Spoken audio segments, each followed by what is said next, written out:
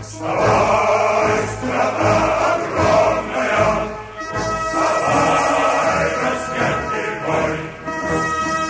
Faschistской силой темною заградою огонь.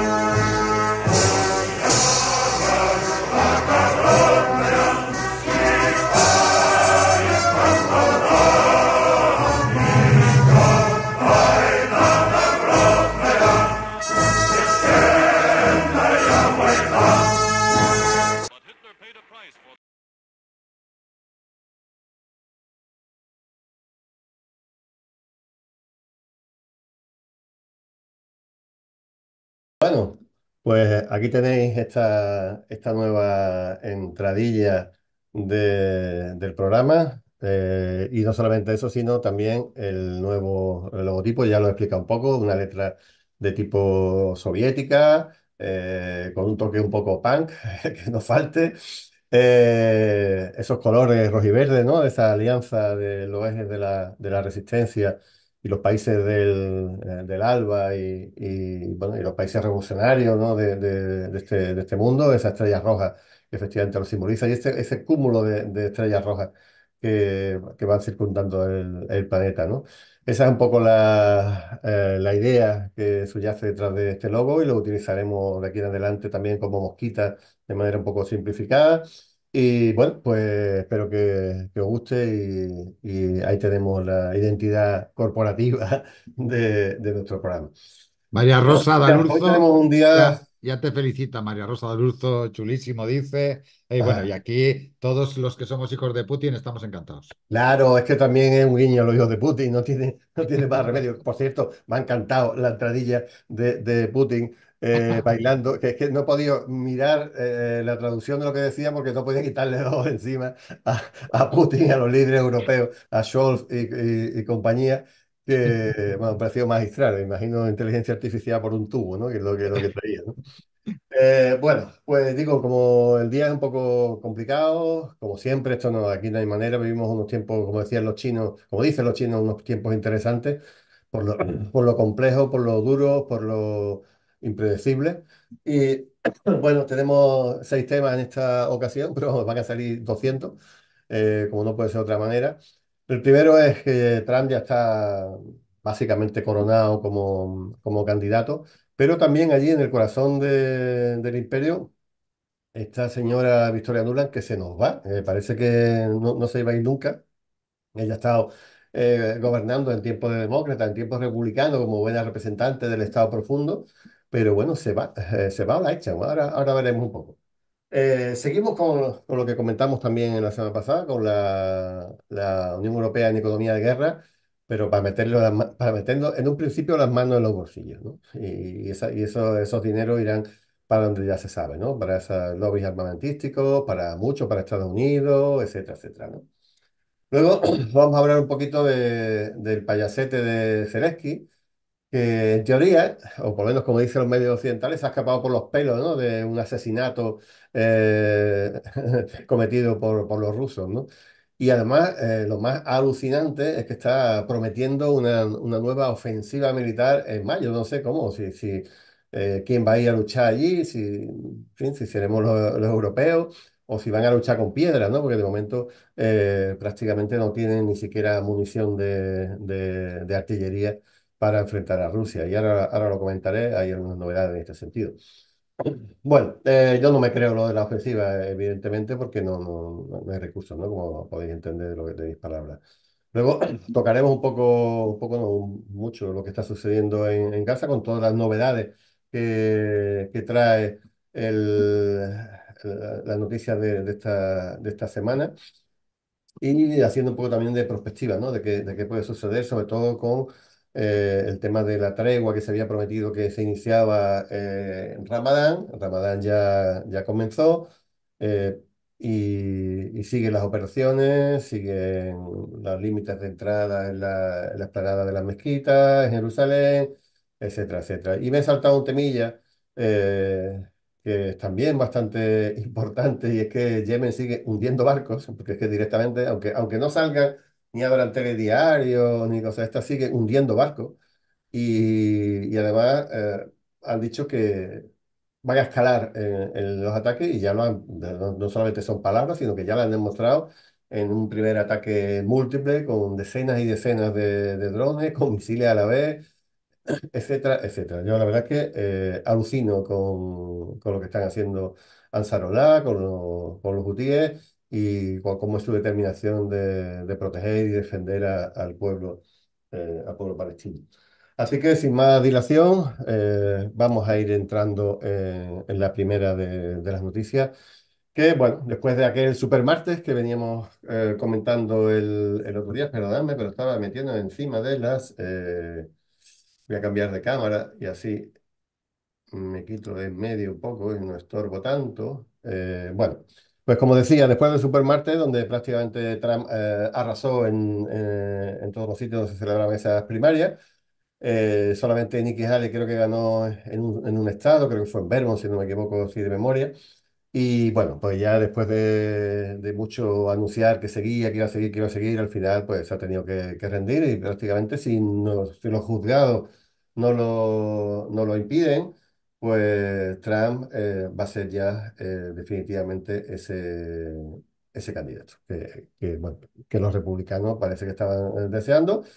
Y de momento, pues se va a enfrentar a un Biden que es alucinante, pero como está con la mente absolutamente perdida y que lo han declarado eso inútil prácticamente, ¿no? Para tomar decisiones, siga de candidato. Hay mucha gente que está diciendo que, bueno, que el día de la convención se va a celebrar una especie de bueno, que Trump, es que, perdón, que Biden va a decir renuncio y vamos a buscar a alguien. Se habla de Michelle Obama, se habla bueno, la posibilidad de Kamala Harris, que creo que no, que está bastante quemada también. Pero bueno, en teoría van a ser los dos pesos pesados que se vayan a enfrentar, ¿no? Yo como estamos hablando de los conflictos que están en este momento encima de la mesa, pues quería ver las últimas declaraciones o las penúltimas declaraciones de Donald Trump sobre lo que está sucediendo en Gaza. Y quien tenga un poco la esperanza de que Trump eso, se va a mirar sobre sí mismo, para hacer grande América de nuevo, sin sacando de los escenarios de guerra a su país. Pues bueno, pues lo que ha dicho cuando se le preguntó, diciendo que Israel tiene el derecho y la obligación de poner fin al problema y eso es acabar con Hamas. Lo tiene clarísimo y desde luego, bueno, ya sabéis quién era su yerno, el papel de su yerno, las intimidades de su yerno con Netanyahu, que habían compartido hasta cama, ¿no? De pequeño, cuando iban a las casas de uno, de otro y no sé qué. Bueno, pues esto es lo que nos espera. Yo creo que Donald Trump ha sido el peor presidente de la historia reciente para Palestina y si vuelve a hacerlo, que es muy probable porque yo digo, Biden está mal y además no tiene el apoyo popular que en este momento tiene Donald Trump, pues lo vamos a sufrir de nuevo, o lo van a sufrir fundamentalmente los palestinos y los solidarios con Palestina como nosotros que estamos acá, ¿no?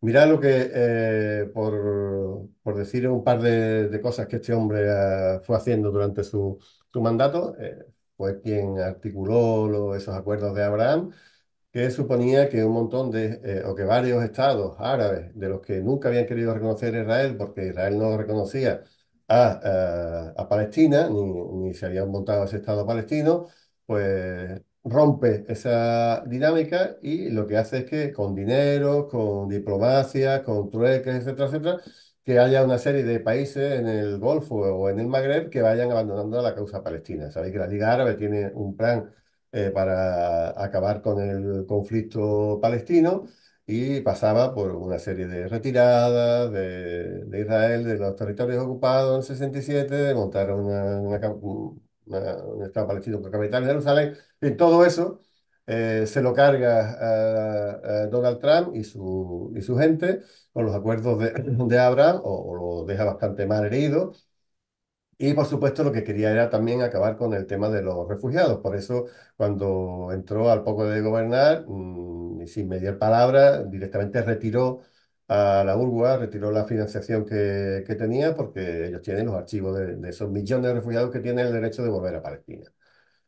trasladó la embajada de Tel Aviv a Jerusalén, lo provocó que lo hicieran muchos otros países de derecha o extrema derecha, y él quiso organizar una conferencia que fue un auténtico fracaso de acabar con las reivindicaciones populares, nacionales de soberanía palestina a cambio de dólares, que tampoco iba a dar a él, que también lo iban a pagar los países del Golfo, cómo no, ¿no? Entonces ellos decían que los palestinos pues los refugiados que no fueran a volver se les iba a pagar un dinero para que se quedaran en los países de acogida temporal en los que están, en Siria o en el Líbano, en Jordania, donde sea. Y que además también a los que se quedaban dentro, viviendo dentro de Israel, porque al final iba acabando prácticamente Israel comiéndose a toda la Palestina histórica, pues también les pagarían por renunciar a sus derechos inalienables como pueblo, ¿no? Cosa que los palestinos y las palestinas evidentemente se negaron, ¿no? Él decía eso de que si siempre se había hablado de paz por territorio, ¿no? Que era lo que hablaba en las resoluciones internacionales, así como frase, ¿no? De resumen o de casi eh, de propaganda, ¿no? O de difusión de lo que significaban esas retiradas la paz por retirada, pues esta decía que no, que aquí de paz por territorio nada, sino que simplemente se vendían, se compraban y que los palestinos aceptarían el dinero por tal de vivir medianamente bien, aunque fuera dentro de una cárcel, ¿no? En fin, ese fue Donald Trump, este cristocionista mesiánico, y eso es lo que le puede venir a Palestina en un futuro, bueno, a corto plazo, ¿no? Estamos hablando de elecciones de noviembre. Normalmente si gana esas elecciones tomará posesión a principios de enero y es lo que hay, no hay otra cosa. Por eso siempre hemos dicho que para acabar con Israel primero hay que acabar con Estados Unidos. Y bueno, en eso estamos entre una y otra, ¿no? Bueno, aquí tenemos a la señora Victoria Nuland. Realmente no se llama Nuland, se llama Nudelman. Apellido también judío, de familia sionista.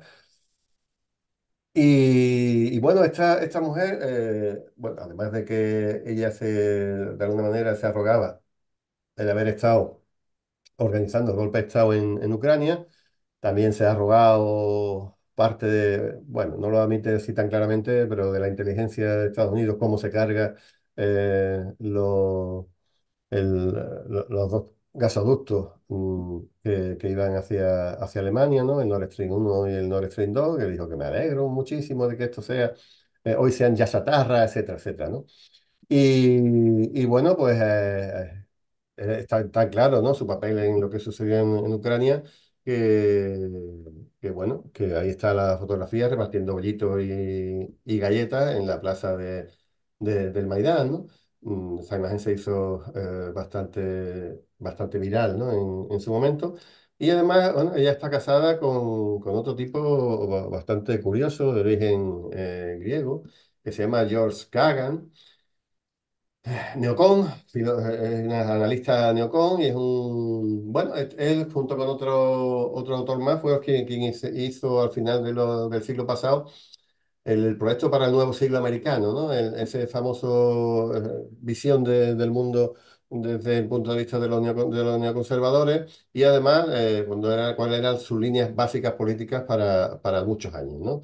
Bueno, este es absolutamente republicano hasta la médula, deja a los republicanos a la izquierda, y esta mujer, Nuland, es curioso que ha estado gobernando, ha estado en el Departamento de Estado, básicamente,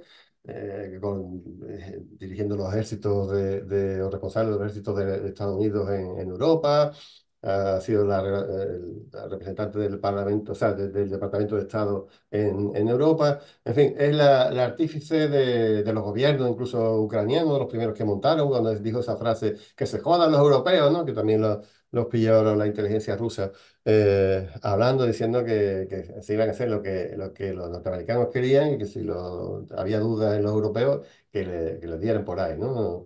Fuck Europe y ya está, ¿no?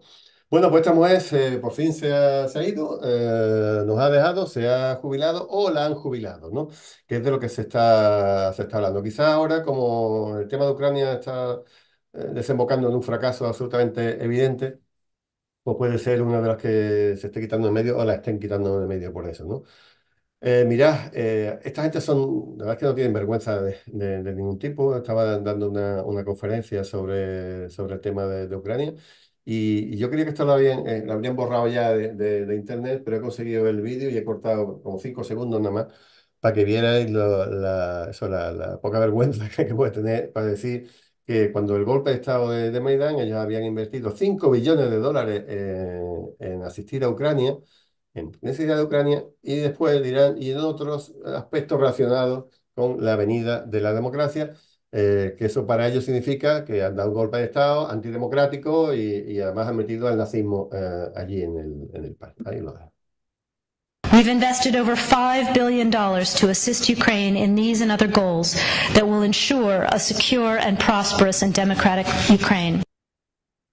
Bueno, pues más claro agua, como la que estoy bebiendo. Y bueno, pues efectivamente, hemos invertido 5 millones en traer la democracia a Ucrania, ¿no? Se estaba ella muy ufana vanagloriándose, luego dijo que bueno, que era un error, que esa cifra estaba mal, que no había querido decir eso, que se había malinterpretado. Ahí está, de manera literal, lo que ha dicho. Bueno, Peskov, que suele ser bastante mordaz, ¿cómo la despidieron sabiendo quién era, ¿no? Esta golpista redomada. Pues decía, sería mejor que esta hábil diplomática empleara sus talentos en un campo más pacífico y más constructivo, ¿no? No en montar guerra, porque bueno, al fin y al cabo puede ser la responsable de la muerte de bastantes cientos de miles de personas, ¿no? Así que, bueno, pues felices por la partida de esta señora. De momento parece que lo va a sustituir otro diplomático, pero de la misma ralea. Y no sabemos si va a ser de manera temporal o van a nombrar a alguien, porque bueno, para lo que queda de gobierno norteamericano de Biden, pues de momento parece que este hombre podrá seguir la misma camino que hizo la nula. Bueno, vamos a seguir en Europa y ya no porque haya decaído quizás el interés en lo que sucede en Palestina y en esos 7 frentes, lo que se ha abierto en el abanico el conflicto, sino porque hoy escuchaba a algún analista diciendo que un poco la actualidad, el foco de la actualidad se estaba yendo a Europa porque la posibilidad de una escalada allí era más plausible que la de Oriente Medio y que en Asia Occidental, perdón, y que una derivada de este tipo, de una escalada, podría llevar a un conflicto nuclear y por eso, ya digo, todos los ojos, la inteligencia, todos los focos están pendientes de lo que está sucediendo en Europa en este momento. Mira, von der Leyen, bueno, aquí estamos, el personal está absolutamente histérico, ¿no? Por lo menos está haciendo jugando a ese papel de manera histriónica, de manera teatrera, exagerada, diciendo que aquí vamos a una guerra, a pesar de que bueno, los documentos que puede haber de la inteligencia europea, norteamericana, etcétera, no digan en absoluto nada de eso, ¿no? Pero ya sabéis, el diario Bild dijo que en marzo podía empezar una guerra con Rusia, otro ha dicho que en unos poquitos años, etcétera, etcétera, ¿no? Aquí son las declaraciones que hizo la von der Leyen en el Parlamento Europeo de la semana pasada. Digo que bueno, que la guerra no, quizás no sea inminente, no va a empezar mañana, pero no es imposible y nos tenemos que preparar, ¿no? Y ahora mismo está todo el mundo, toda Europa en este momento está toda la oligarquía política europea está en que hay que armarnos, tenemos que armarnos, tenemos que armar. Yo ya comenté cuáles eran un poco esas razones de por qué no, esa necesidad de armarnos. Escribí un artículo también, quizá sobre ese tema, hablando de por dónde podían venir esos riesgos, lo fácil que era conjurar esos riesgos, es decir, vamos a llegar a un acuerdo de un entente cordial con Rusia, se acaba, no hay que armarse, no hay que volver a sacar más dinero de la olla común y vamos a llegar a un momento de prosperidad y tal. Pero ¿qué es lo que sucede? Yo creo que ahora mismo aunque no se diga de manera clara, el grave problema que está viviendo Europa es que es posible que Trump gane las elecciones. Y ya está. Yo creo que ese es o sea, yo creo que le tiene mucho más miedo a Trump que a Putin en este momento, porque evidentemente sabe que Rusia no va a llegar hasta Lisboa, entre otras cosas, porque no está en su papel, lo único que está en la estrategia es bueno, echar a la OTAN de sus fronteras todo lo más que pueda, pero evidentemente con el mínimo costo posible y además luchando en cuatro o cinco ambientes paralelos, ¿no? En el diplomático, en el militar, evidentemente, pero también en el mediático y, por supuesto, en el económico, ¿no? Rusia tiene que hacer una transición económica muy brutal de construir gasoductos que vayan hacia Asia y no hacia Europa, etcétera, etcétera. Todo eso requiere tiempo y, desde luego, Rusia está armada como está armada. Ahora mismo triplica la capacidad, por ejemplo, de armamento de artillería a Occidente al completo. Bueno, sí se ha preparado para una guerra con Ucrania, como en Ucrania se estuvieron preparando para esta guerra. Lo que pasa es que de una manera bastante peor, como ahora comentaré, ¿no? Mira, el país, fijaros ya, ¿no? La portada del supuesto diario en castellano más importante de todo el planeta. Europa se prepara para un escenario de guerra. Aquí está todo el mundo metiendo miedo. Nos van a meter la mano en el bolsillo. Se va a gastar mucho dinero, muchos billones o muchos millardos de euros en armamento militar. Se supone que hay que construir una industria armamentística que se había perdido en esa época más o menos de, de paz o de fría paz que hemos vivido desde que se hunde la Unión Soviética. Y se está hablando de eurobono, de compras conjuntas, vamos a utilizar la misma estrategia que el COVID, porque sabéis que os acordáis que en Europa no había respiradores, en Europa no había mascarillas, se había deslocalizado toda esa industria farmacéutica y nos habíamos quedado prácticamente sin nada. Y ahora pues quieren volver a hacer eso. Vamos a recuperar esa soberanía militar, la alimentaria, etcétera, etcétera, y vamos a traer pues muchas de las inversiones que teníamos en Asia fundamentalmente, ¿no? En parte en Rusia, que esa ya prácticamente desaparecen, pero no las de China y otros países de la zona. Bueno, y por supuesto, ¿para qué quieren ese armamento? De momento no hay guerra a la vista, evidentemente, el único conflicto que hay es el ucraniano y quieren seguir apoyando a Ucrania. De momento parece que Chequia, no se sabe dónde, ha podido sacar como medio millón de proyectiles de 150 milímetros, el que se utiliza en artillería, pero que eso que puede parecer una auténtica locura, pues va a tener como para 3 meses, ¿no? No llega más porque estamos hablando de unos 6.000 disparos diarios frente a los 10 que puede llegar a hacer Rusia. Y se necesita mucho más de lo que Europa puede producir, con lo cual esto se va a llegar al colapso de aquí a poco.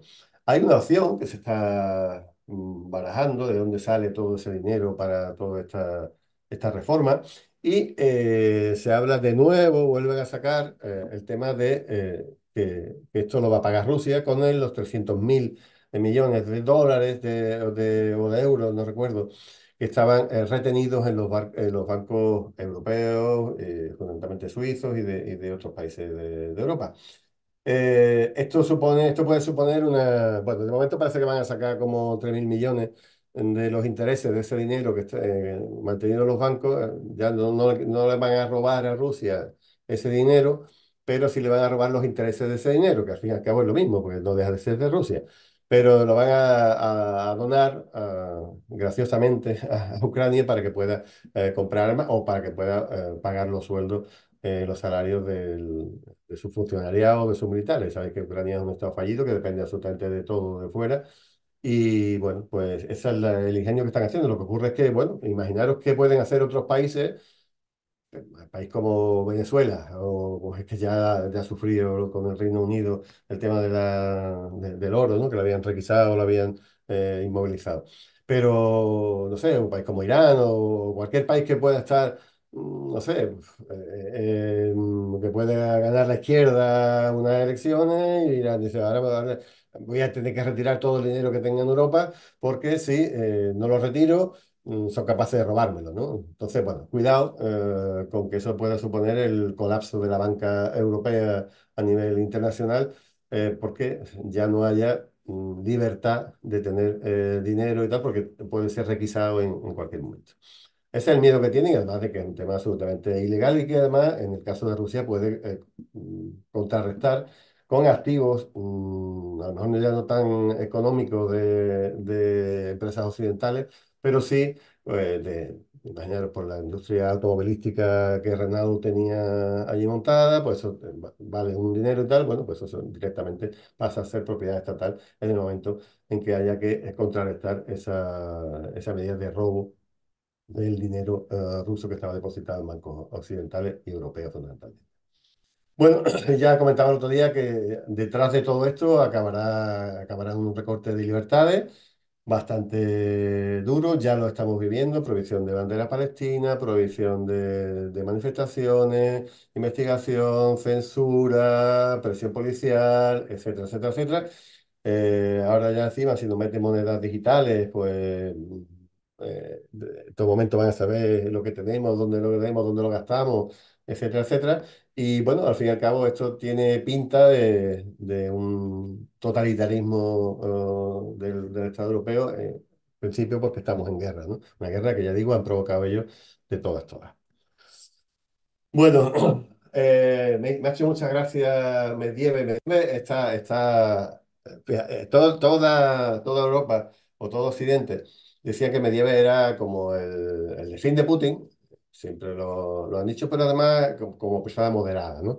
Pero ahora que está en el Consejo de Seguridad Nacional, además de segundo, que no tiene mucha responsabilidad, está dando lo mejor de sí y está haciendo declaraciones cada vez más duras, ¿no? O sea, dijo que eso de Ucrania que no había existido en la vida. Ucrania no había sido como país, que nadie venga a decirle ahora que tiene más derecho que Rusia sobre Crimea, cosas de ese tipo, ¿no? O habla de las bombas nucleares de Rusia, que se las puede utilizar en qué condiciones, etcétera, etcétera. Bueno, pues cuando el señor Macron va diciendo por ahí que, bueno, que va a mandar a sus tropas, que ya están allí por otra parte, ahora lo hablaremos, a Ucrania, dice que ya no tiene ninguna línea roja con respecto a la guerra con Rusia, ¿no? ¿Y cómo contesta Medieval? Le contesta en latín: in hostem omnia licita. Contra el enemigo todo es válido. Si tú no tienes líneas rojas, yo tampoco las tengo. Así que cuidado. Yo, todo esto de las tropas europeas en Ucrania, lo veo desde... ¿Y por qué se ha levantado todo esto que se ha levantado estos días? Lo veo desde un punto de vista. Rusia sabe, ha reconocido, Zaharova, que fue ayer o antes de ayer, dijo que lo tenía clarísimo, que había tropas de la OTAN desde el primer momento. Rusia se está empleando a fondo estos días, pero a fondo, contra todas las concentraciones de militares extranjeros y de mercenarios extranjeros que hay en el país. La inteligencia, y además con ayuda partisana, yo creo, cada día está siendo más afinada y está haciendo, o tiene mejor información, o más capacidades, o está más envalentonada, quién sabe, un poco todo, y le va diciendo dónde están esos técnicos que están manejando la infraestructura militar occidental. Pero es que está absolutamente clarísimo. Mira, un F-16, ¿no? De estos que van a entregar supuestamente ahora en junio o en julio, necesita 14 personas de mantenimiento que estén familiarizados con esos despieces de esos motores, con esos arreglos por donde puede tener una avería. O sea, eso no se hace en 2, 3 meses cogiendo un mecánico y llevándolo hacia otro sitio, ni igual que no se hace un piloto.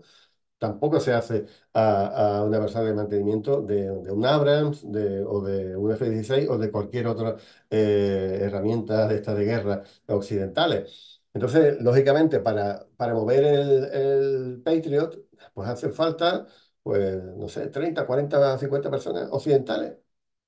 ¿Qué ha hecho Rusia? Pues se acaba de cargar un Patriot ahora que tenían, lo estaban haciendo para intentar trincar a Rusia. acercando los Patriot móviles de manera que no protegieran Kiev, sino que estaban muy cerca de la línea fronteriza. Los rusos no estaban acostumbrados a que estuvieran tan cerca y bueno, han podido derribar algún avión. Pero lógicamente los han expuesto y una vez que lo han expuesto se lo han volado sin piedad, ¿no? Bueno, pues ahí habrán caído una serie de contratistas de seguridad o de militares directamente norteamericanos. Como está pasando con los HIMARS, como está pasando con tantos carros de combate y herramientas de las más modernas que tiene el ejército de allí. Con lo cual, bueno, yo creo que sabemos qué pasó en Kharkov, cuando se mató a un montón de militares de la OTAN franceses, cuando fueron allí a recogerlo, cuando le pegaron otro bombardeo muy cerquita donde estaban los políticos europeos viniendo a recoger a sus cadáveres.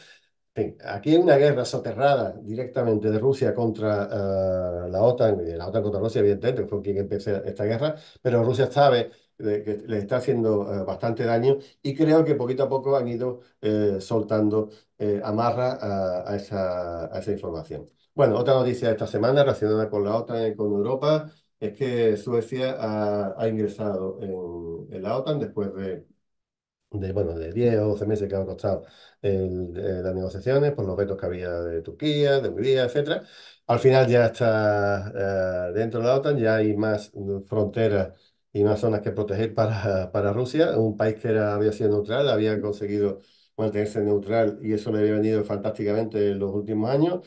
Pues gracias a una operación de propaganda, relaciones internacionales, fake news, etcétera, etcétera, etcétera, han conseguido cambiarle o doblarle el codo a los políticos suecos y bueno, ya están aquí en la OTAN, esa OTAN de Al Qaeda, esa OTAN del Estado Islámico, tan magnífica, que se supone que es el garante de la libertad, pero que no deja de ser puro fascismo, como hemos visto y demostrado en múltiples ocasiones. Bueno, esto era esto era casi de última hora, lo he incorporado hace un rato, estaba buscando una aviso, no lo encontraba. Y bueno, al final estaba en RT, obviamente, donde aquí se procedía el reconocimiento tácito, explícito, público, y además agradecido de todos los soldados de la OTAN que llevan trabajando en Ucrania desde 2014. O sea, Sikorski ha reconocido que hay personal de la OTAN desde 2014. Yo diría, bueno, no sé si desde antes, pero antes sí estaban ya trabajando sobre Azov y compañía para dar el golpe. Ya he dicho que en alguna ocasión que en Ucrania, perdón, que esos ucranianos fueron llevados a Bulgaria a base de la OTAN y ahí fueron entrenados, pero ya digo, ya no hay nadie que lo dude. Esta es una guerra de la OTAN contra Rusia en Ucrania desde 2014, como ya dijo en su día Stoltenberg, que la guerra había empezado en esa fecha. Así que no venga ahora ningún nini a decir que es que Putin quiso invadir porque le daba la gana. O sea, sabemos ya que estaba Ucrania cargado de laboratorios biológicos, de guerra biológica prohibidos norteamericanos, que estaban llenos de zonas de escucha, de espionaje, de bases de Estados Unidos por todos sitios. Y además con tropas norteamericanas prácticamente desde el principio. O sea, ¿quién empieza la guerra? Lo que ocurre es que no siempre aparece de una manera tan pública como estamos acostumbrados. Y aquí había una guerra soterrada que había empezado pues en 2012 aproximadamente, y mucho antes, porque esos 5.000 millones que dice Nuland que se habían gastado, era en más de una década. En fin, ya digo, que nadie diga en estos momentos que nadie que pueda sostener que esta es una guerra que empieza Putin, sino que evidentemente había sido empezada desde múltiples maneras por la propia OTAN y por el propio Estados Unidos. Bueno, aquí sale a Parda también, estos días, hoy mismo se sigue hablando de este tema, porque ya se está dando cuenta muchísima gente de que la guerra en Ucrania está absolutamente decidida, está acabada, a no ser, siempre hay que poner esa salvedad, a no ser que sean capaces de enviar a soldados de manera ya más abierta europeos o que sean capaces de enviar otro tipo de armamento que pueda ser más disruptivo, que de momento los F-16 no lo van a hacer. Ni siquiera los Taurus, que no tienen capacidad los alemanes ni para enviar alrededor de un centenar. Si hace falta más de 20 para cargarse el puente o hacerle un boquetito al puente de Kerch, eso es, al fin y al cabo, y sabiendo la eficacia que tienen los sistemas antiaéreos rusos, pues no sé, a lo mejor hace falta 100 misiles, los 100 Taurus que tienen para donar contra el puente de Kerch para que lleguen 20 y que hagan un boquete que lo puedan reparar en 2 meses, ¿no? O sea, que realmente esto está acabado. Aquí no hay manera de prolongar esto mucho tiempo. Parece que hay una iniciativa de paz, ahora lo comentaré, pero en principio el Papa que ha dicho que Ucrania tiene que levantar la bandera blanca de la paz, aunque realmente signifique rendición, ¿no? Porque es que, como decía Stoltenberg, que no, que es que no tiene que rendirse eh, Ucrania, se tiene que rendir Rusia, ¿no? Que es la que va ganando. Y además, de pasada, ¿no? En fin, estamos gobernados porque estamos gobernados y luego no van a decir una verdad, ¿no? En la vida no van a atreverse a decirla, aunque sepan todo esto de hace mucho tiempo. Bueno, a Bergoglio pues le han dicho, ya sabéis, han utilizado la carta del Holocausto, la carta del nazismo, de que Hitler, que, bueno, yo qué sé, lo que todo el mundo se puede imaginar y utilizando la ley de Godwin, ¿no? Esta de meter siempre para secretar quien sea, meter a Hitler por medio.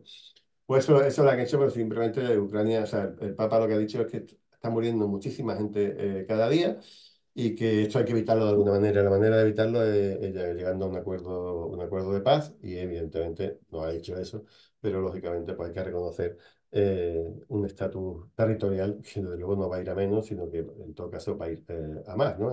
En zonas liberadas de las zonas rusas de Ucrania, que están siendo liberadas cada día como está pasando. ¿Qué es lo que se está moviendo en este momento en Europa? Para dejarlo muy clarito. En Europa ahora mismo se quiere hacer una especie de encuentro en primavera Zelensky quiere hacer un encuentro con Occidente para que todos juntos le exijan a Rusia un plan de paz. O sea, que no quiere presentar un plan de paz Ucrania, sino que quiere llevar el aval de todo Occidente, de toda la OTAN. Bueno, no solo dentro de la OTAN, había otros países que han visto cuando la farsa de montar una negociación de paz en los cuales no va a estar Rusia, evidentemente, pues había gente que ha dado un pasito para atrás y al final se va a quedar la comunidad internacional, o sea, la OTAN, con Ucrania para decirle a Rusia que se tienen que retirar de todo el terreno, que si no, no habrá paz, ¿no?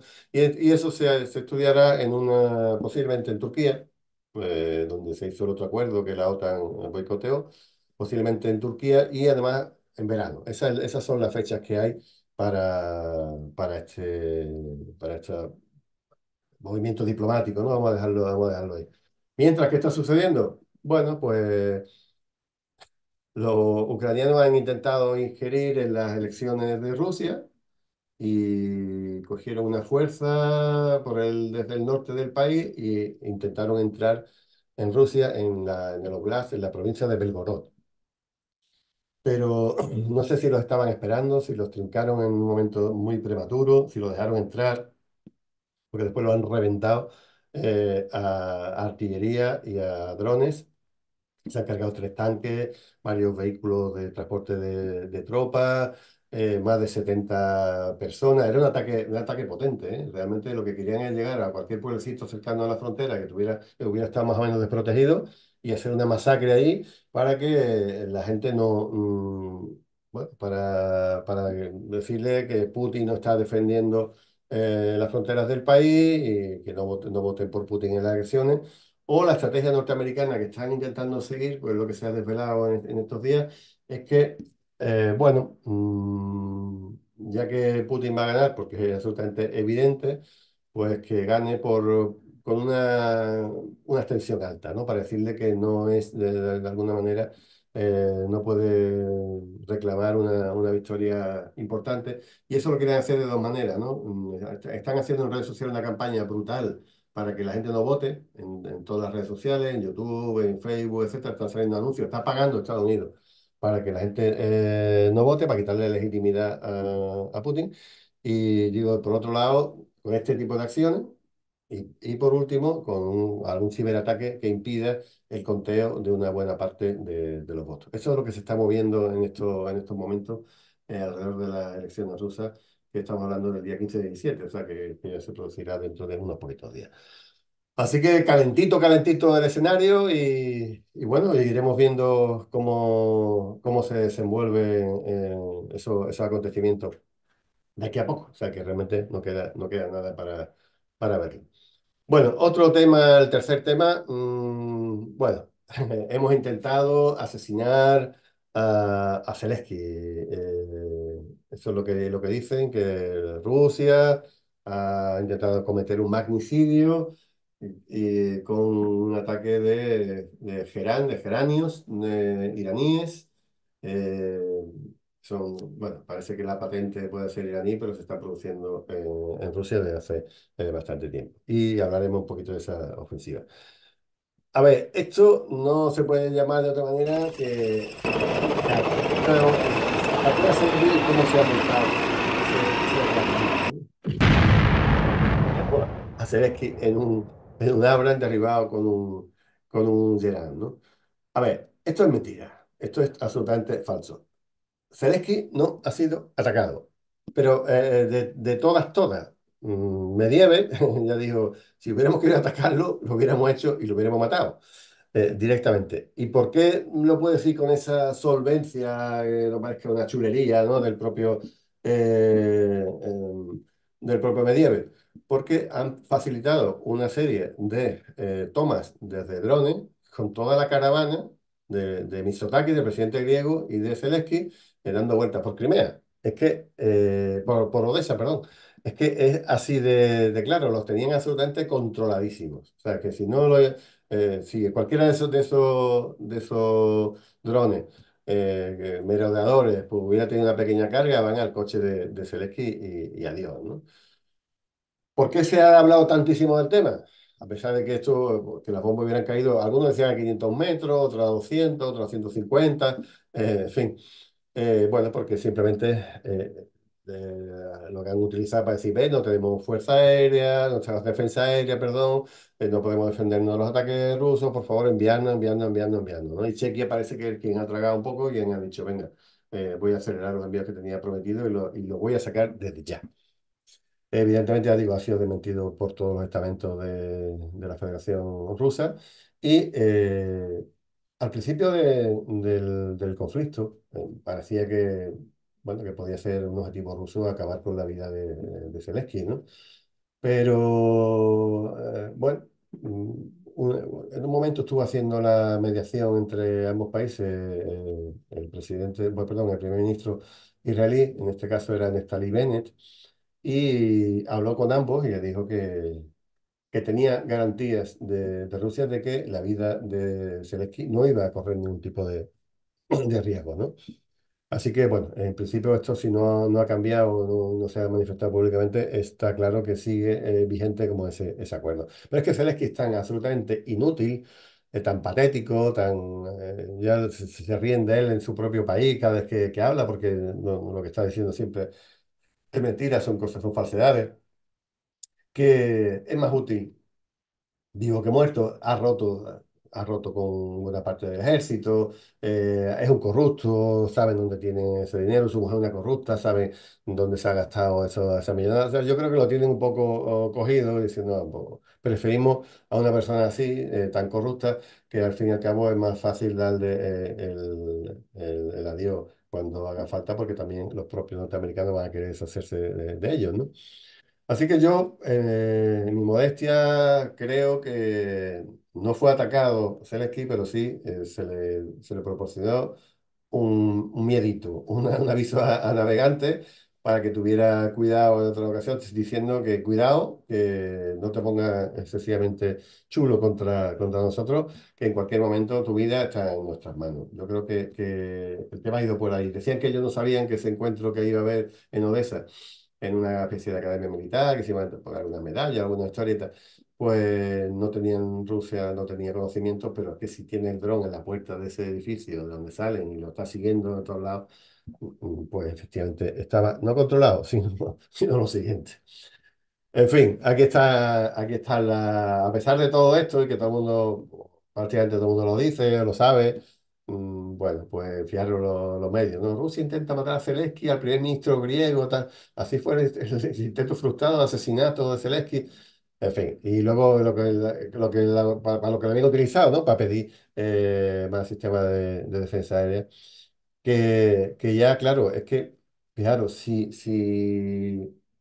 los S-300 de la época soviética, que son ya de los antiguillos, bastante antiguos, prácticamente están todos destruidos, queda muy poquito. Además están utilizando los antiaéreos de los S-300, lo están utilizando como para atacar en tierra y no en aire, ¿no? Que es para lo que fueron diseñados. Pero es que si además han caído ya, creo que son de los 5 Patriots que había, han caído 3. Y además Estados Unidos ha dicho, mira, tío, los patrios me los guarda, me los pones para defender Kiev o los pones para defender cualquier otra ciudad, pero no me lo lleve a la línea del frente, ¿no? Porque es que, bueno, reemplazar un Patriot, que no es una batería de Patriot, que lleva radares, lleva eh, camionetas con munición, un montón de operarios, en fin, eso se tardan meses o incluso años en poder reponer. Y bueno, los Patriots de luego no abundan demasiado, además de que tampoco son tan buenos, no abundan como para que se ve que lo vaya utilizando para este tipo de cosas, para darle un susto, para cargarse a un avión rusos que lo están reponiendo por meses. O sea, que la máquina de producción industrial está funcionando a plenísimo rendimiento y hace poco entregaron más aviones de ultimísima generación para el ejército ahí. Y los aguas que eso sí, han podido dar un poco más, esos aguas eh, largarán dentro de poco otros cuantos y ya está, ¿no? Lo que ocurre es que cualquier cosa que llega de Occidente, que ya está en el límite, hasta Borrell lo ha reconocido, diciendo que es que tenemos los arsenales vacíos, es que ya no podemos mandar más cosas. Tenemos que montar una industria y ya digo que al menos la mitad de lo que vayamos a comprar a gastarnos sea nuestra propia industria, pues es que Zelensky está gastando lo último que tiene. Por eso los Abrams siguen cayendo. Creo que ya van 3 Abrams. Y van a seguir cayendo todos los días. Eso no se van a reponer, seguro. Ni los tanques, los Challenger ingleses están ahora mismo hundidos en el barro. Ahora ya el hielo ha dejado paso se ha derretido y ha empezado a embarrar aquello, la Rasputitsa, ¿no? Que ese barro profundo, que se están hundiendo los propios tanques ingleses, pero sin que nadie los dispare, simplemente porque no pueden conducir en esos medios y luego, pues imagino que algún lance o alguna cosa así se los cargará. Pero, bueno, tampoco son reponibles. Ahora mismo la tasa de reposición es negativa. El número de soldados que están yendo al frente, o sea, están muriendo más de los que pueden reclutar, a pesar de que las imágenes de los reclutadores en acción son cada día más desagradables, ¿no? Cogiendo a la gente de la calle. Esta mañana hablaban de que en el entierro de un chico que había muerto en el frente, habían cogido por la fuerza a su hermano y le habían metido en una camioneta para mandarla a morir también, ¿no? O sea, que esto es lo que se está viviendo en Ucrania, una auténtica locura. Bueno, aquí está lo que dije hace un momento de Medieval, que podía haber destruido a Zelensky en el momento que lo hubiera dado la gana. Bueno, vamos a entrar ahora, estoy viendo, son casi las 8 de la tarde, en Palestina y más concretamente en Gaza, viendo un poco unas pinceladas de lo que estaba sucediendo. Hoy 12 de marzo, llevamos 158 días de genocidio, ya es Ramadán, bueno, pues no sé, bueno, el compromiso que tenía Biden de llegar a un acuerdo antes de Ramadán, pues no se ha cumplido. Han fallado estrepitosamente los norteamericanos porque, bueno, ahora contaré, ya habrá muchas veces ese doble juego, ¿no? de Biden para intentar hacer algo en las elecciones que no les va a salir de ninguna manera. Bueno, antes de entrar en datos, en cifras y en situaciones, me gustaría poner un vídeo que creo que os va a gustar, que me mandó un compañero palestino. Eh, en este caso lo han hecho la comunidad del pueblo mapuche de Argentina, que yo creo que muchos lo han visto. A mí, desde luego, me encanta. Hermana Palestina se llama. Querida hermana Palestina, escribo desde tierras muy lejanas desde mi territorio de Puelmapu, territorio mapuche, en el sur de la Patagonia, bajo administración del Estado argentino.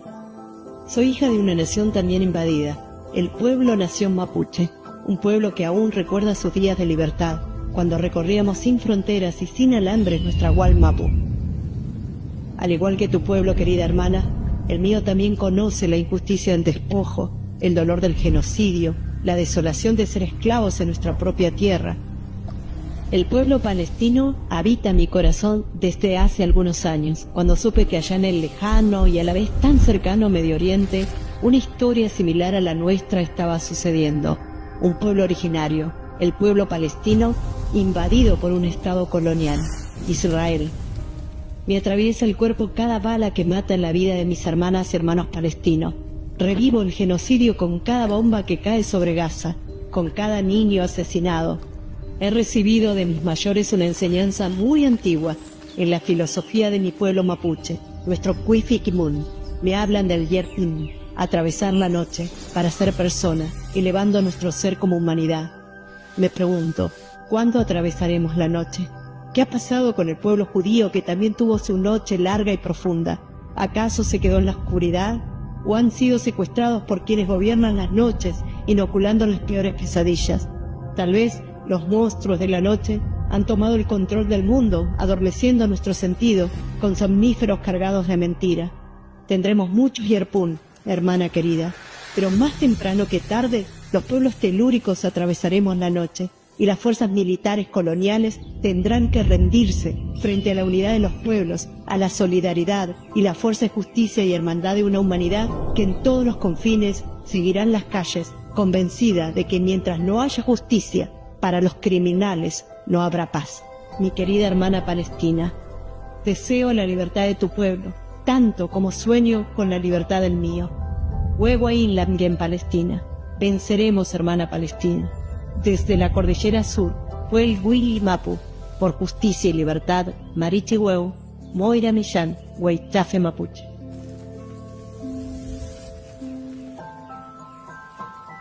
Conmovedor este mensaje de solidaridad entre pueblos colonizados. A mí, desde luego, me encantó cuando lo vi. Y es evidente que el pueblo judío se quedó en la oscuridad y de ahí no ha salido, por lo menos el pueblo sionista, vamos a dejarlo. No todo el pueblo judío es igual. Moira estuvo aquí en el programa una vez, Moira Millán, la Me mapuche. encanta, me encanta. Bueno, fijaros, esta semana ha sido la semana de la, perdón, del 8M y se me ha puesto a andar esto. A ver, aquí.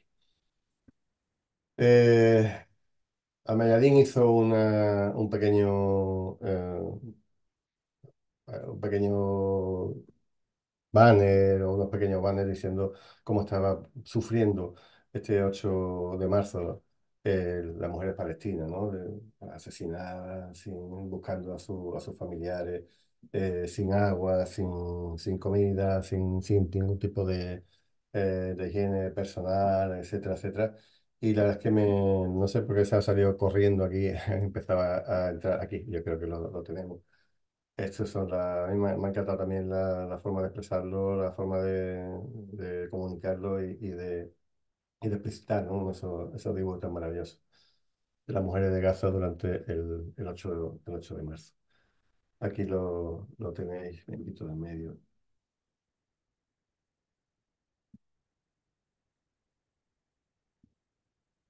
Desplazada, sin comida y bebiendo agua contaminada, si está disponible buscando refugio, luchando por mantener un embarazo.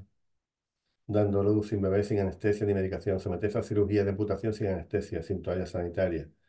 De luto por su hijo asesinado por Israel, buscando a sus familiares bajo los escombros, ir a dormir sin saber si su hijo seguirán vivos mañana.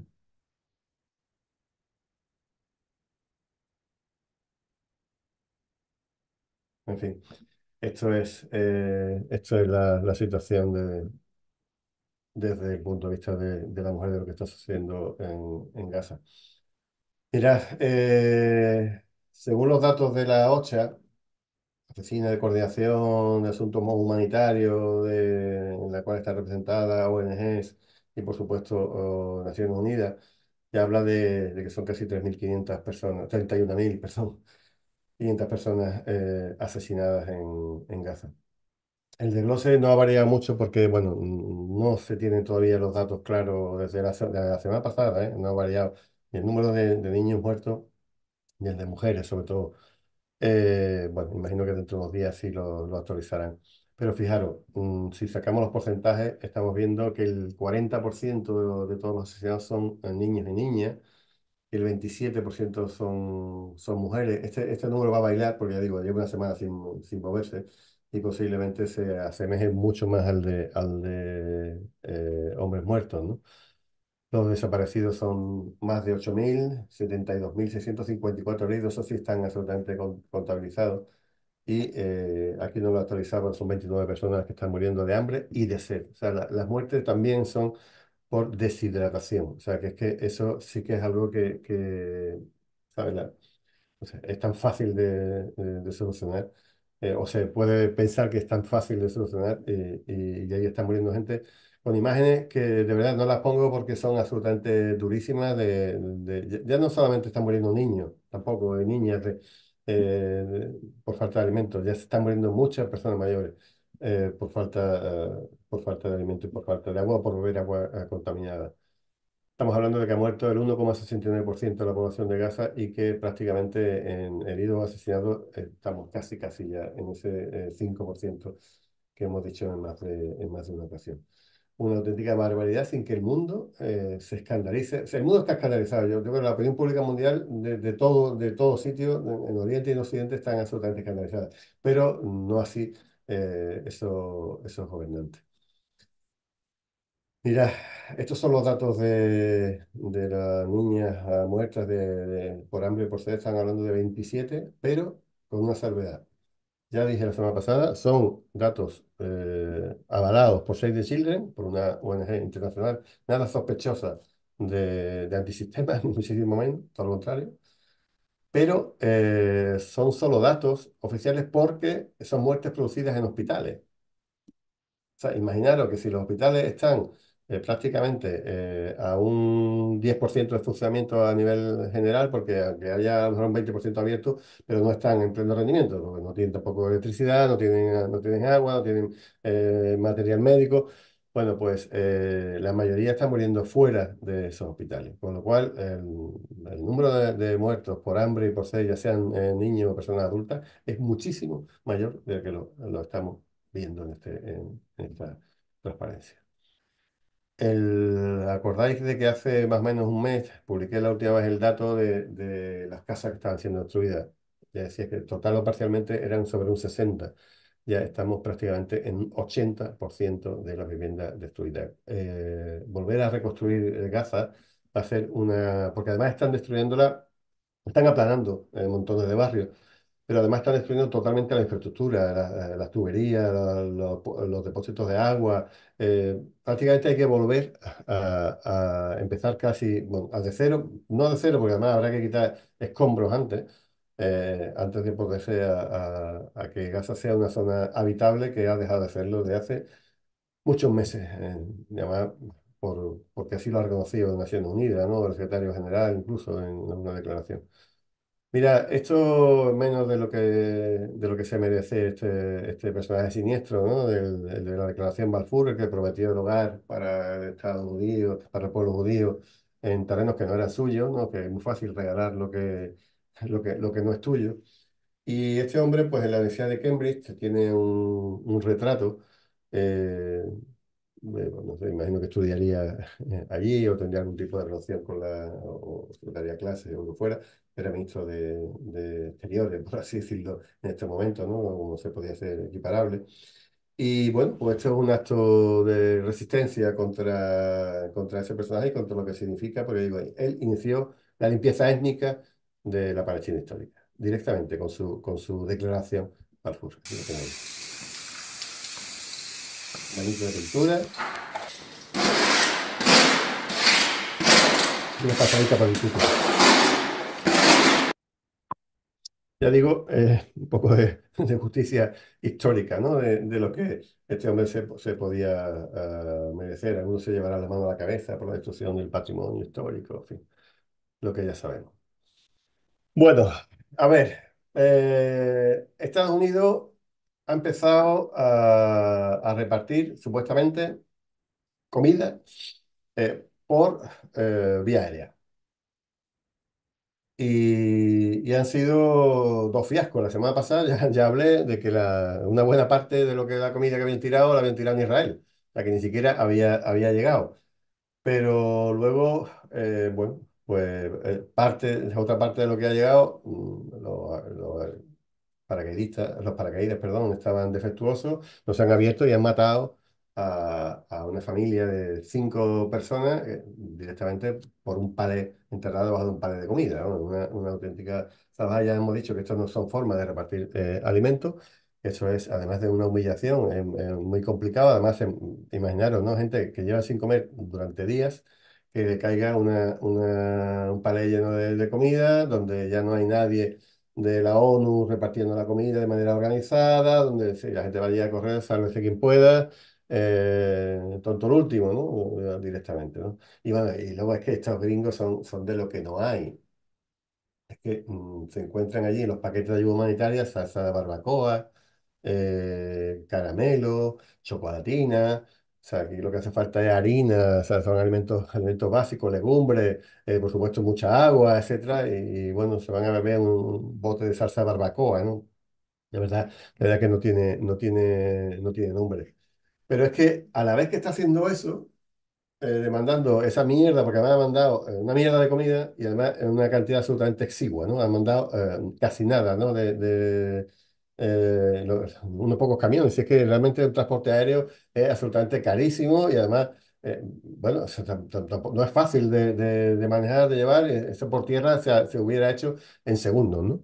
Pero de luego no van a incomodar a Israel diciéndole que abran el paso de Rafah, que ni siquiera es un paso suyo. O sea, que Rafah es Egipto y Palestina, o Egipto y Gaza. Pero no van a incomodar a Israel, entonces vamos a hacer dos cosas, ¿no? Primero, un puente aéreo para enviarlo. Un puente aéreo que es una mierda comparada con el puente aéreo que llevan para enviar armas de manera ilegal y secreta a Israel, fundamentalmente proyectiles de artillería. ¿Cómo lo están haciendo? Pues han montado un puente aéreo de más de 160 vuelos de aviones potentes que están viniendo a Israel desde las bases americanas en la región. Han dejado vacíos esos arsenales, pero ya sí no han tenido que pasar por el Parlamento, o sea, por el Congreso, no han tenido que someterlo a la opinión pública. Lo que ocurre es que, bueno, al final las cosas se saben y apareció en el New York Times y ha vuelto a salir en otro sitio. Pero ya digo, 160 vuelos con más de 100 ventas militares después del 7 de octubre. Una auténtica barbaridad que es ese mismo porcentaje casi que se ve aquí de comida en relación a bombas, ¿no? Aquí está lo que decía que al final habían muerto personas debajo de palés de comida y eso es pues ese juego bipolar que está jugando Biden. Por un lado, no me cargo mi voto sionista porque a ver, sabéis que todo el mundo que el Congreso y el Senado norteamericanos funcionan los lobbies, que son los que pagan las campañas electorales de la gente que están allí representando supuestamente al pueblo norteamericano. Hay muchos lobbies, el lobby de las armas, el lobby del petróleo, el lobby de Israel o el lobby de lo que sea, 1000 lobbies. Pero cuando la gente habla aquí están los de el lobby, sin tenerle apellido detrás, todo el mundo sabe que es el lobby de la AIPAC, el lobby de Israel. O sea, que es el lobby de los lobbies. O sea, que Israel tiene comprado a más de medio Congreso, a más de medio Partido Republicano y a más de medio Partido Demócrata, con lo cual tienen mayoría incluso para oponerse a un presidente. Eso ha pasado en muchísimas ocasiones y aquí creo que lo hemos hablado en algún momento. Entonces, bueno, pues yo no quiero cargarme a esos financiadores de los demócratas, y no, porque si no podía perder incluso las elecciones, además del voto judío sionista, pues no lo quiero perder. Pero por otro lado tampoco quiero perder ni el voto de los inmigrantes, ni el voto de los musulmanes, ni el voto de los árabes, ni tampoco el voto de la gente un poco más progresista que se está oponiendo en más de un 50% a el genocidio en Gaza. Entonces, pues, ¿qué hago? Pues me peleo con con el Netanyahu de cara a la galería, le digo que es tal, que es un asshole, que no sé qué, le digo cualquier salvajada. Y luego, pues por otro lado, no hago nada que lo pueda incomodar y además lo atiborro de armas, todas las que pueden existir y más. Así que eso es lo que está pasando en Estados Unidos. Yo creo que, bueno, que la prensa lo puede estar un poco descubriendo, porque ya cualquiera que tenga un poco de dos dedos de frente y viendo las enormes manifestaciones. Ayer me llegó una, esta mañana, en Austin, Texas, absolutamente brutal, o sea, que el pueblo sigue en la calle con una idea absolutamente clarísima. Y desde luego la mayoría del pueblo ya no está en favor del genocidio en Gaza, ni siquiera está a favor ya de Israel como Estado. Bueno, la gente más joven está absolutamente en contra de la existencia incluso de Israel como Estado. En fin, eso es lo que está sucediendo. Bueno, pues decía que había hecho dos cosas. La primera era unas entregas exiguas y de chalaura, ¿no? de comida en palés por avión, que digo, con unos poquitos camiones hubieran suplido lo que han hecho Estados Unidos. Bueno, no solamente Estados Unidos, de Marruecos también, otro país que está absolutamente apoyando a Israel a muerte, pero como tiene a la gente en la calle, pues ha mandado dos o tres palés con comida, Jordania también otros poquitos, y todo se está haciendo, todo, o sea, olvidaros, todas las entregas que se están lanzando desde el aire, que ya digo, no dan ni para el 10% de la población durante un día, o sea, que no es para más que eso, es una porquería. Se está haciendo con la complicidad y con el permiso de Israel. ¿Eh? Aquí nadie se ha enfrentado a Israel de manera clara, no sí los medios de comunicación, pero de luego jamás de los jamases de otra manera. Bueno, ¿qué es lo que está haciendo los cristianistas europeos y estos nazis europeos que nos gobiernan? Pues bueno, han montado un corredor humanitario desde el punto más cercano de Europa hacia Gaza por Chipre y van a empezar a enviar barquitos con ayuda. Vale.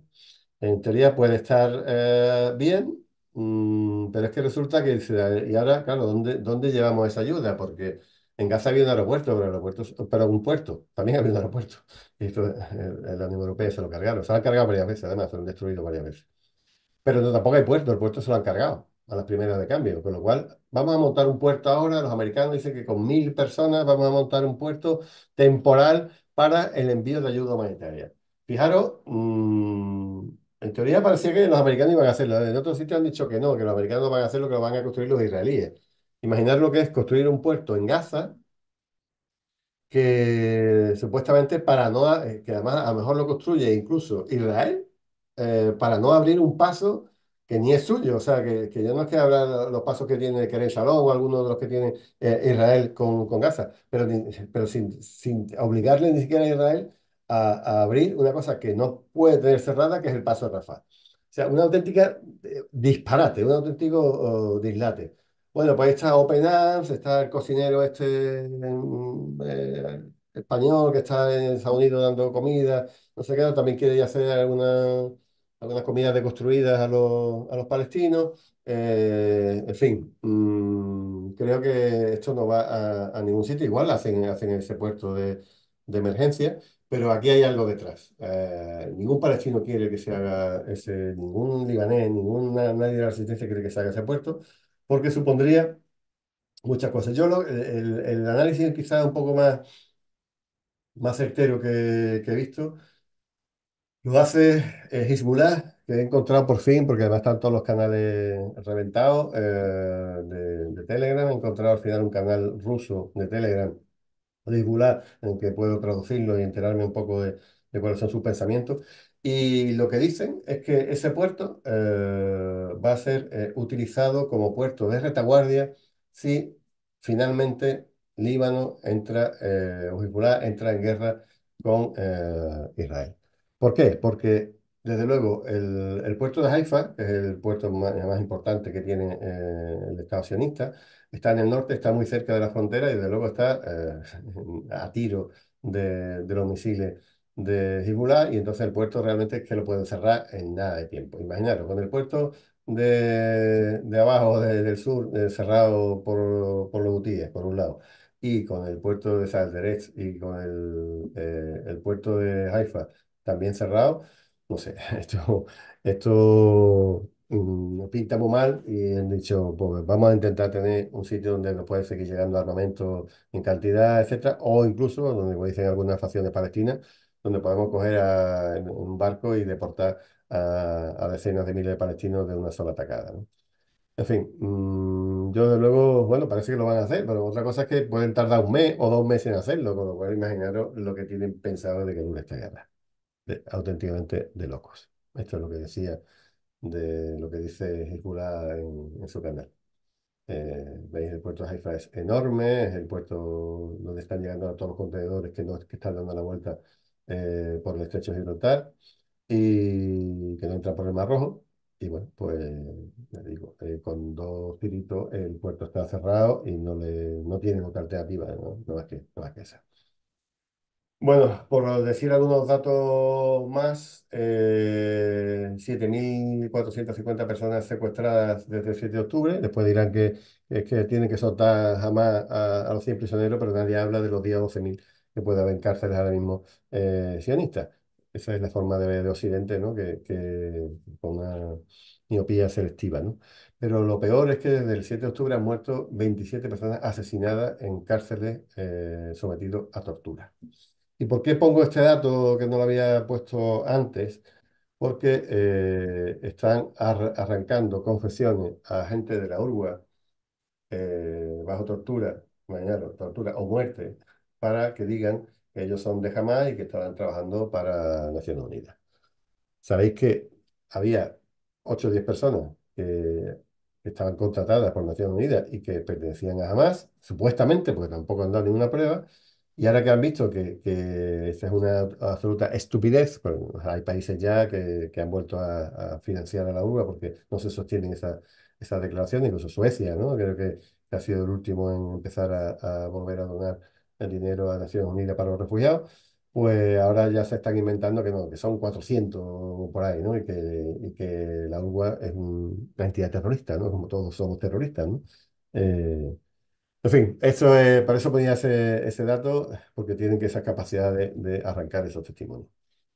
Bueno, sabéis que la ofensiva por tierra en Gaza, en Rafah, iba a empezar en el momento en que se acabara en Han Yunis, pero en Han Yunis no se avanza. Están teniendo muchas pérdidas, los soldados están absolutamente agotados, no hay apenas rotaciones y desde luego si no han entrado a Rafah, básicamente es porque están todavía bastante y además no van a ganar. O sea, que lo tengan absolutamente claro que en el momento en que se retiren allí, la resistencia sigue estando absolutamente vigente. Tienen más de una red de túneles. A lo mejor han podido tocar el 10% o el 20% de los túneles, pero el resto sigue todo absolutamente intacto y es ahí donde están construyendo sus armas, donde construyen su munición, etcétera, etcétera, etcétera. Tienen cuerda para rato. Bueno, pues Israel a lo suyo, a construir nuevas viviendas. En este momento ya está todo el mundo, la ONU, Estados Unidos, la Unión Europea, diciendo que, claro, es que hay que tener cojones, perdonadme la expresión, para en todo este momento anunciar que van a seguir haciendo viviendas ilegales y van a seguir ocupando tierras palestinas, ¿no? Diciendo, joder, si es que, y al final la culpa lo tienen los palestinos, ¿no? De que los ocupen o de que los ataquen, ¿no? En fin, este caso es uno de los más grandes que hay, Male Adumín. Yo hace tiempo intenté hacer una especie de sistema de información geográfica sobre la ocupación y la verdad es que tengo cartografiado la mayoría de los asentamientos, pero ellos como son un cáncer que va creciendo continuamente, a veces no dispongo de las fotografías aéreas últimas para poder trabajarlo, entonces lo tengo un poco parado. Pero sí me di cuenta cuando empecé a hacerlo de una cosa que quiero que veáis claramente. Esto es un asentamiento ilegal y esto de al lado es un pueblito. O sea, los pueblos palestinos pues son pueblos más o menos desordenados, de casitas bajas, no sé qué, y de pronto te encuentras las urbanizaciones con su piscina, con su historia, normalmente en lo alto de los cerros, y aquí en medio pues una valla de separación, ¿no? Donde viven los colonos llegados de todo el mundo y donde vive el pueblo originario de la Palestina histórica, ¿no? Pues eso es, una macrourbanización de alto standing, llenita eso de piscinitas y de casitas bajas, tipo gringo, tipo no sé qué, frente a la casita baja con tejadito a 2 aguas, etcétera, etcétera, que es donde viven y siguen viviendo los palestinos que les dejan, ¿no? Porque están derribando las casas continuamente. Bueno, aquí tenemos sigue el gabinete totalmente rompiéndose poco a poco. Y el viaje a Estados Unidos de Benny Gantz de la semana pasada, pues se ha sabido esta semana que Netanyahu le dio órdenes a sus embajadores de que nadie recibiera a Benny Gantz, que no había ningún tipo de cobertura, que no representaba al gabinete. Y sin embargo, parece que los americanos están hablando ya no tienen menos líneas abiertas con Netanyahu y están hablando de que puede ser un relevo en su gobierno, ¿no? En el momento en que se firme un acuerdo de paz, se acaba Netanyahu, eso está clarísimo. Sí, el acuerdo de paz, evidentemente, habla del el cese de las hostilidades. Bueno, había un proyecto de ley en el Lancet diciendo que los rabinos o los ultraortodoxos debían ir también al ejército. Y el rabino jefe, Yitzhak Yosef, ha dicho que nimita, que en el momento que se le obligue a defender a Israel con las armas, ellos no más que hablan de boquita, que se van de Israel y que no quieren participar en el ejército ni en demás humanos, ¿no? Ellos están ahí liados directamente con su Yahvé, con su Satán, y con eso tienen de sobra. En fin, si vais a Jerusalén, veréis que hay barrios enteros donde solamente la mayoría de los que viven son ultraortodoxos, porque vienen allí a vivir rezando sin hacer otro tipo de nada, o sea, de otro tipo lo financian entidades americanas, judías americanas o gubernamentales americanas, quién sabe, y se dedican allí a parir, porque se dedican a multiplicarse y a rezar, es lo único, el único trabajo que tienen, pero son muchos miles de ellos. Había uno que era originario de Ceuta que ha salido en muchos programas en televisión, español al menos, y lo cuenta con un desparpajo, el tipo es hasta gracioso, pero están locos, están directamente, están absolutamente grillados, ¿no? Como el Eliyahu Mali este, que también es otro de los rabinos más importantes de Israel, es jefe de una escuela eh, eh, talmúdica, y dicen que hay que matarlo a todos, que incluido a los niños, a las mujeres porque les van a parir terroristas y que todo está permitido por la ley judía. Estos son los que no quieren luchar por Israel, pero que están diciendo que tienen que matar absolutamente a todo lo que se mueva en Gaza. Bueno, vamos acabando con prácticamente el penúltimo punto y bueno, ya lo dije al inicio, ¿no? Se inicia la segunda fase de los ataques en el Mar Rojo. Eh, Ahí está, se ve cómo queda ese barco, el True Confidence, que fue alcanzado en la parte de popa. Y además murieron varias personas. Había, creo que eran dos o tres muertos, pero había al menos tres personas más que estaban en estado crítico y algunos heridos, de los cuales los Gutiérrez responsabilizan a Estados Unidos por haber metido ahí a su ejército, ¿no?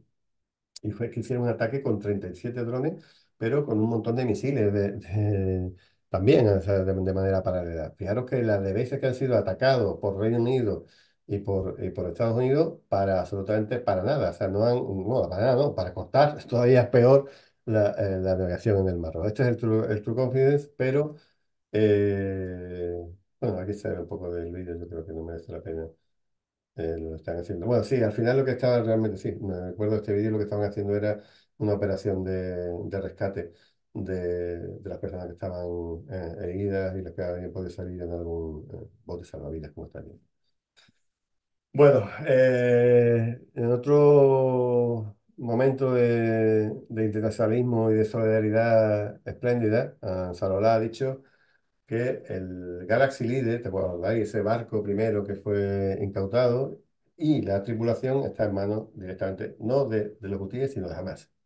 Se harán con ambos lo que Hamas diga. Evidentemente, no corre en peligro la tripulación, ya viste cómo han sido tratados. Y ahí estaban drogándoles con esa hoja de Macá y esa historia que vimos ahí tocando la bandurria o el laúd. Pero bueno, al fin y al cabo puede ser otro elemento de negociación. O sea, si hay que poner, si tenemos 100 personas que vamos a soltar, no sé qué, pues 10 por cada uno, pues yo lo vamos a sumar los de la tripulación y lo vamos a multiplicar por 100, ¿no? Puede estar magnífico y además del valor del propio barco. O sea que espectacular. Bueno, y ahora algo que dije el otro día, sin tener todavía los datos encima de la mesa, todavía no se tiene realmente, pero bueno, se han cortado, hay 15 cables que pasan por el Mar Rojo, llevando los datos de Internet, que no es para hablar ni para chatear ni para ver estos programas, imaginaros, o para hacer transacciones económicas o para minar Bitcoin, o sea que esto es heavy, ¿no? De 15 se han cortado 4 cables que han afectado el 25% del tráfico entre Europa y Asia y el 17% del tráfico mundial, que ha tenido que ser de momento redistribuido por otros cables que tengan todavía capacidad libre, etcétera. Pero desde luego los cables no han sido cortados por los hutíes. Que a pesar de que en algún canal de Telegram ellos amenazaron con hacerlo, están a mucha profundidad y no creo, o nadie cree que tengan capacidades para poder hacer eso. ¿Qué es lo que parece que ha sucedido? Pues esto. Este es otro barco famoso, el Ruby Mark, que fue también hundido por los hutíes, pero antes de quedar a la deriva, lo que hicieron fue, para que no fuera un peligro para la navegación, le pusieron las anclas que tenían, las tiraron a fondo.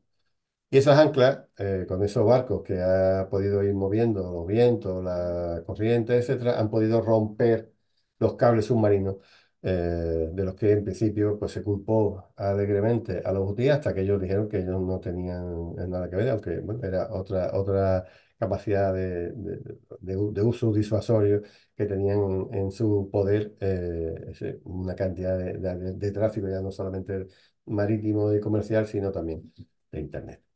Bueno, para acabar, estamos en Ramadán. Han decretado que este mes sea para todos los musulmanes el mes por Palestina, que las oraciones que se hagan en Ramadán tengan que ver con la libertad del pueblo, la libertad, la vida del pueblo palestino. Y de momento no ha pasado nada, porque decían, bueno, ya ha empezado el Ramadán, siguen atacando a Israel y todavía no se ha liado parda, ¿no? En ningún sitio. Bueno, vamos a ver. Vamos a esperar, yo esperaría al viernes, a la oración del viernes, al momento de la salida de la mezquita, a ver un poco cómo está el ambiente de caldeado y lo que pasa estos días con el ejército sionista atacando.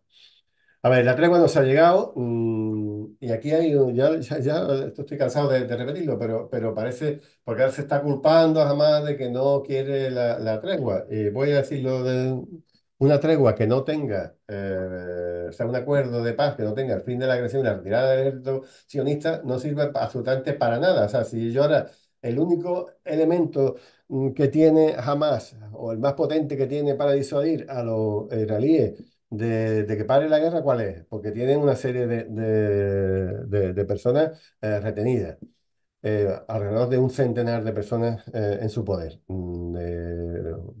judíos, israelíes y algunos con doble nacionalidad, con algunos sitios de Occidente, ¿vale? Si mañana lo sueltan a todos, pasado empieza de nuevo la guerra y vuelven incluso a matar a los mismos que han tenido que soltar en el acuerdo o a los miles que tienen detenidos en estos momentos.